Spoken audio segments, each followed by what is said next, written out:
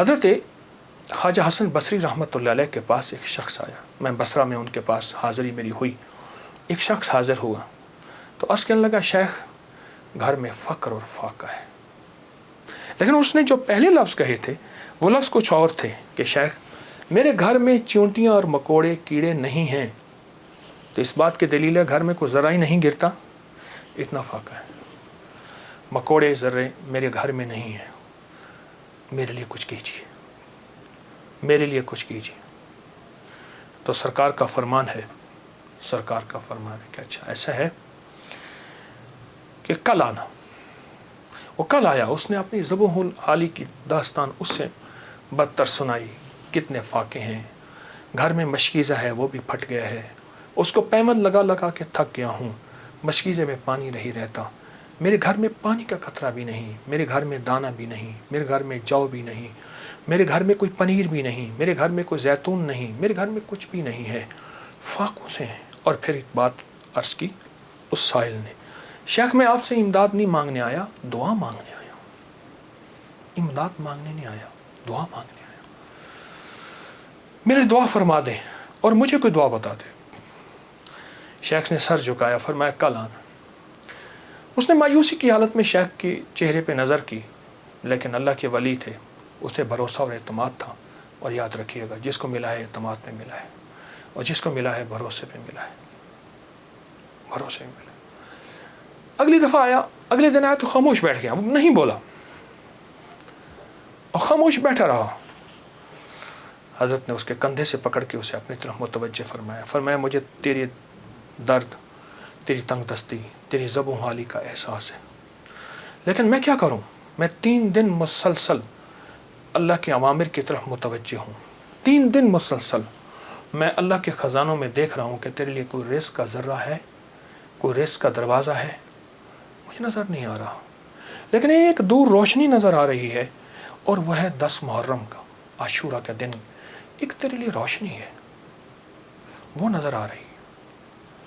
اگر تو اس پہ مطمئن ہوتا ہے تو پھر تیری 10 نسلوں کے لیے رزق کے دروازے ہیں.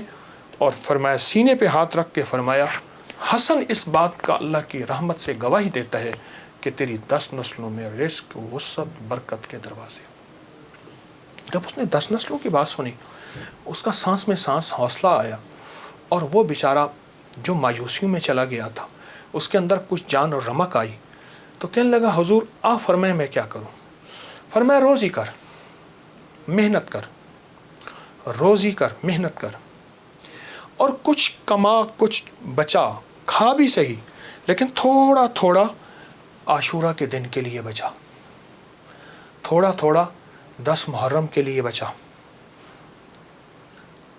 جب 10 محرم قریب آئے تو 1 محرم کو میرے پاس آ جانا, 1 محرم کو میرے پاس آ جانا. کہا ٹھیک ہے. وہ چلا گیا. 1 محرم سے پہلے وہ آ گیا. شیخ نے دیکھا, پہچان لیا, اسے بٹایا, محبت دی. فرمایا اب جتنے پیسے تیرے پاس ہیں, تو اس نے کہا چند درہم ہیں, اور میں بہت ہیں. چند درہم ایسا کر گھر والوں پہ خرچ کر 10 محرم کو. یہ چند درہم 10 محرم کو گھر والوں پہ خرچ کر.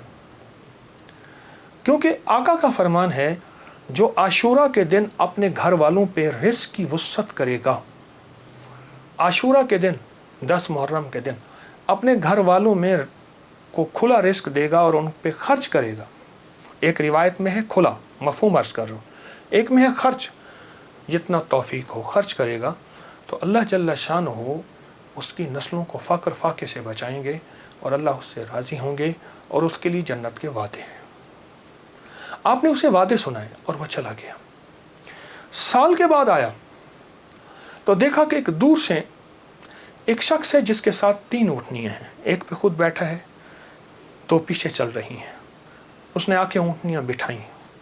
بٹھانے کے بعد جب شیخ کے پاس قریب آیا تو شیخ نے پہچانا یہ تو وہی شخص ہے, لیکن آج اس کی حالت بدلی ہوئی ہے, اس کے نقشے بدلے ہوئے ہیں, اس کی کیفیتیں بہت زیادہ بدلی ہیں. کیا ہوا؟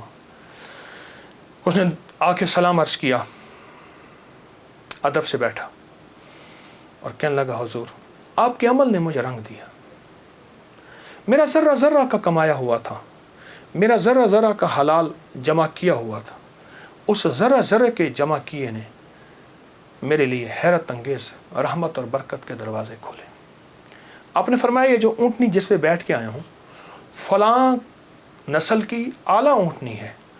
ایک شخص کو میں نے دیکھا، وہ آواز لگا رہا ہے کوئی اس اونٹنی کو خرید لے، چاہے ادھار پہ لے لے اور میں اس سے پیسے بعد میں لے لوں۔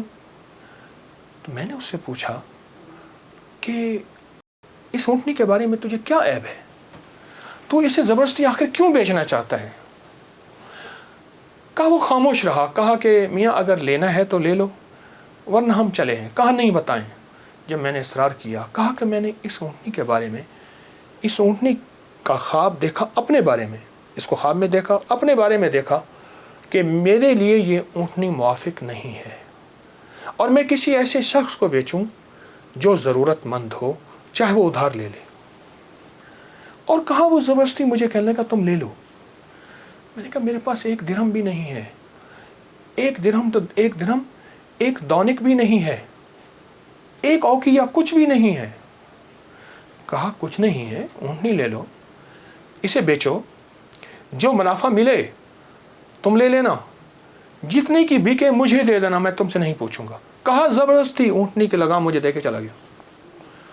کہا میں پریشان ہوا تو اچانک میرے دل میں آواز آئی، میرے بندے بن مانگے رزق مل رہا ہے، قدردانی کر، لے لے۔ بس اس آواز نے مجھے تسلی دی اور اس آواز سے میں مطمئن ہوا اور کہنے لگے کہ بس میں پھر اس اونٹنی کو لے کے چلا شام تک۔ ایک صاحب نے دیکھا، کہا واہ ایسی زبردست اونٹنی کہاں سے لی؟ میں نے کہا بیچنی ہے، واقعی بیچنی ہے، یہ تو بہت اعلیٰ نسل کی ہے، یہ لوگ تلاش کرتے ہیں، یہ تم کتنے کی لوگے؟ کہا تم قیمت لگاؤ، تم کتنے کی لوگے؟ کہا کہ اس نے 500 درہم کہا۔ میں نے کہا نہیں، میں 800 سے کم نہیں دوں گا۔ کہا اپنی زبان پہ پکے رہو گے؟ کہا پکا ہوں۔ کہا چلو میرے ساتھ، میں تمہیں 800 درہم دیتا ہوں۔ کہا کہ میری لگام نہیں پکڑی جا رہی تھی، میرا ہاتھ کانپ رہا تھا۔ اس نے میرے ہاتھ کانپتے دیکھ کے کہا کیا ہوا، تکلیف ہو رہی ہے، کوئی لرزہ ہو گیا؟ میں کیا اظہار کروں، میں تو 1 درہم کو ترستا تھا اور 800 درہم۔ کہا اس نے میرے ہاتھ سے لگام لے لی اور مجھے خود اونٹنی میں بٹھا لیا اور پیدل جا رہا۔ اب میرا نقشہ عجب بڑھ گیا، عجیب ہو گیا۔ میں غلام، اب میں آقا بنا بیٹھا ہوں اور مجھے اونٹنی پہ لے جا رہا ہے۔ گھر گیا، اس نے مجھے اچھا کھانا کھلایا، بڑی عزت دی، اونٹنی کو کھانا دیا اور مجھے 800 درہم کی تھیلی پکڑا دی۔ کہا میں پریشان، اس کو لے کے کیسے جاؤں؟ وہ میری پریشانی بھانپ گیا۔ کہا آپ کہاں کے رہنے والے ہیں؟ کہا کہ میں فلاں بصرہ کی، فلاں گاؤں، فلاں بستی، فلاں جگہ کا رہنے والا ہوں۔ کہا میں پہنچاؤں گا۔ اس نے اونٹنی پہ مجھے پھر بٹھایا، خود ساتھ بیٹھا اور مجھے آگے بٹھایا، خود پیچھے بیٹھا، حالانکہ اس وقت وہ مالک تھا، میں مالک نہیں تھا۔ مجھے 800 درہم دے چکا تھا اور مجھے گھر پہنچایا۔ کانپتا ہوا جب میں گھر پہنچا، میری بیوی نے مجھے لرزے کی حالت میں دیکھا تو پریشان ہو گئی، کیا ہوا؟ میں نے اسے کانپتی زبان اور ہانپتے دل، دھڑکتے دل اور ہاتھوں کی لغزش کے ساتھ یہ سارا واقعہ سنایا۔ کہا اس نے 800 درہم کی دیکھا نا تو ایک دم پریشان ہو گیا۔ میں نے کہا کہیں یہ مر نہ جائے، مجھے خطرہ ہوا۔ اب کہا کہ اس میں سے ہم نے 1 درہم نکالا، کبھی تھیلی کو دیکھتے ہیں، ساری رات نیند نہ آئی اور اس 1 درہم نکال کے ہم نے گھر کا خرچ لیا۔ وہ پہلا دن تھا جب ہم پیٹ بھر کے کھانا کھا کے اور اچھا کھا کے رات کو سوئے۔ اب میرے اندر پریشانی اور بے چینی تھی۔ وہ بے چینی یہ تھی، جس کی اونٹنی تھی اس کو میں پیسے دوں، کہاں سے ڈھونڈوں؟ وہ تو دے کے چلا گیا۔ اب میں نے جا کے اللہ سے مانگنا شروع کر دی، جنگل میں روتا تھا، 7 دن مسلسل میں روتا رہا اور گھر آ جاتا تھا، کھانا ساتھ لے جاتا تھا اور پھر روتا تھا، اللہ میرا دین ہے، مجھے مالک سے ملوا، میرا دین ہے، مجھے مالک سے ملوا۔ کہا کہ جمعہ کا دن تھا، صبح آ کے کسی نے دروازے پہ آواز دی۔ میں پہچانا کہ وہی بندہ ہے، دیکھا تو وہی ہے، میں گلے لپٹ گیا، اسے رویا بہت زیادہ۔ میرا محسن تھا، میں اسے چوم رہا تھا، میں سر سے پاؤں تک اسے چوم رہا تھا۔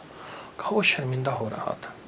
تو میں نے اسے یہ سارا واقعہ سنایا، ایسے اونٹنی دی، ایسے ایک بندہ ملا اور اس نے 500 اور میں نے 800 درہم اور اس نے مجھے 800 درہم دیے. اب تک ہم اس میں سے 5 درہم خرچ کر چکے ہیں.